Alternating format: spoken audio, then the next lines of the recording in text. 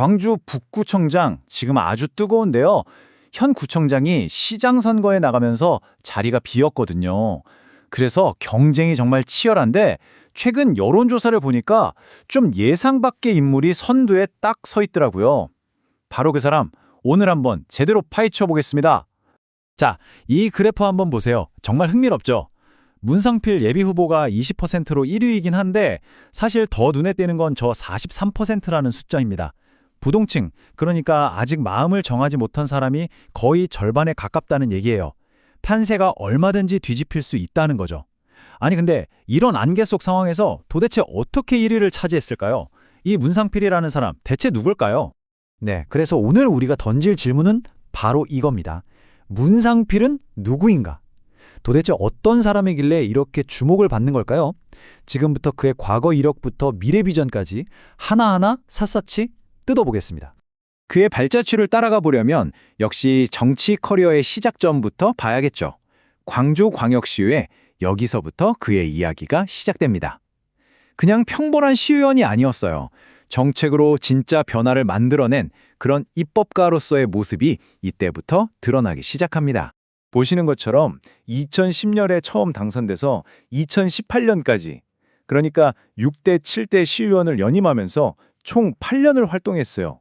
꽤 긴 시간 동안 광주 정치 무대에서 자리를 지켜온 거죠. 그럼 8년 동안 뭘 했을까요? 바로 이런 성과들을 냈습니다. 특히 저기 위에 두 개, 영구임대 아파트 지원 조례랑 마을구역 공동체 조례, 이게 전국 최초라는 타이틀이 붙어 있어요. 다른 도시들이 광주를 보고 따라 만들었다는 거죠. 주로 사회적 약자를 보호하고 우리 동네 공동체를 살리는 데 집중했다는 걸 알 수 있습니다.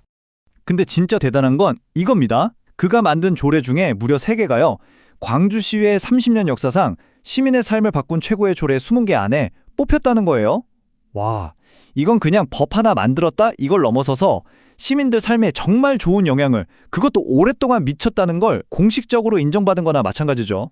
18, 이 숫자 뭘 의미할까요? 시의원 8년 동안 받은 상이 총 18개라는 겁니다. 매니페스토 약속 대상 같은 공약을 얼마나 잘 지켰냐를 평가해서 주는 상들을 포함해서요. 말로만 하는 정치가 아니라 진짜 행동으로 보여졌다는 아주 객관적인 증거라고 할 수 있겠죠. 자, 이렇게 입법가로서의 능력은 확실히 보여준 것 같은데 그의 활동 반경이 시회 안에만 머물렀던 건 아닙니다. 완전히 다른 분야에서도 그의 이름을 찾아볼 수 있거든요. 과연 어딜까요? 정치 무대에서 잠시 내려와서 이번엔 체육계로 가보겠습니다. 특히 장애인 스포츠 분야에서 그가 보여준 리더십을 보면 아, 이 사람이 이런 면도 있구나 하고 그의 프로필이 훨씬 더 입체적으로 보이게 됩니다. 네, 바로 대한장애인사경연맹 회장입니다. 지금도 맡고 있고요. 이게 그냥 명예직이 아니라 정말 조직을 이끌어서 실질적인 성과를 만들어냈고 연맹의 위상을 한 단계 끌어올렸다는 평가를 받고 있습니다. 그 성과라는 게 바로 이런 것들입니다. 대한장애인 체육계 평가에서 종합 1위, 이거 정말 대단한 거고요. 그리고 2022년부터 2026년까지 무려 5년 연속으로 국제대회를 한국이 유치했어요. 그리고 하이라이트는 2023년 창원 월드컵.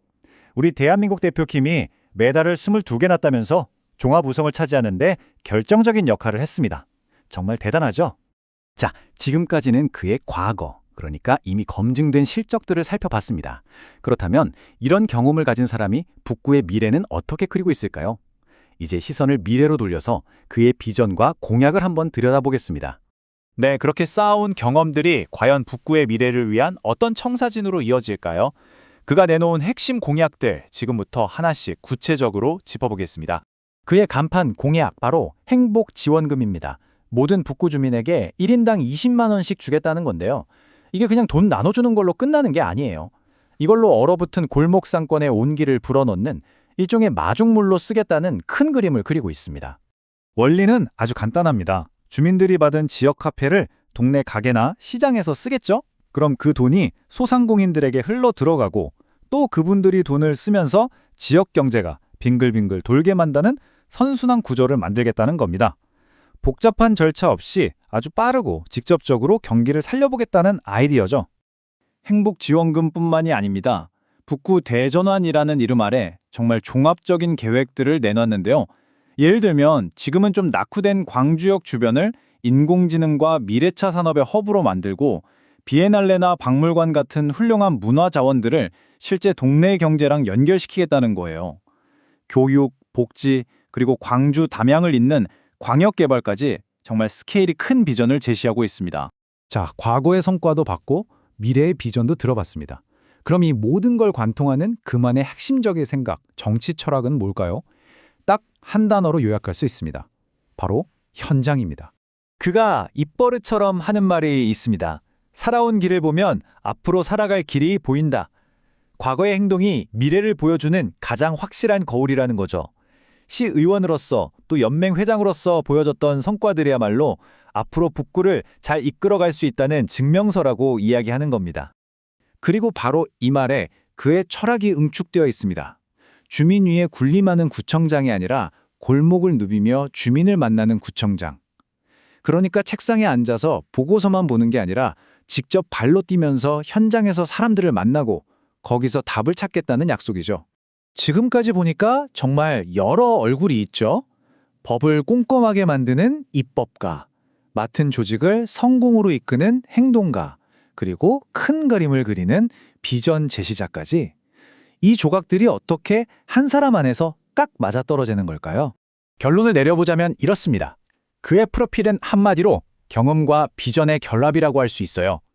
시의원으로서의 경험이 뜬구름 잡는 얘기가 아닌 현실적인 정책을 만들게 하고 장애인 체육계에서 보여준 추진력이 그 정책을 실행에 옮기는 힘이 되는 거죠.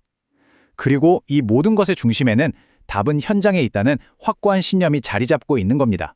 자, 결국 판단은 광주 북구 준인들의 몫이겠죠. 하지만 그의 등장이 우리에게 던지는 질문은 분명해 보입니다. 과거의 실적을 보고 믿음을 줄 것인가? 아니면 미래의 비전을 보고 기대를 걸 것인가? 어쩌면 그는 그 둘을 모두 보여줄 수 있는 후보는 없는가? 라는 새로운 질문 그 자체가 되고 있는지도 모르겠습니다.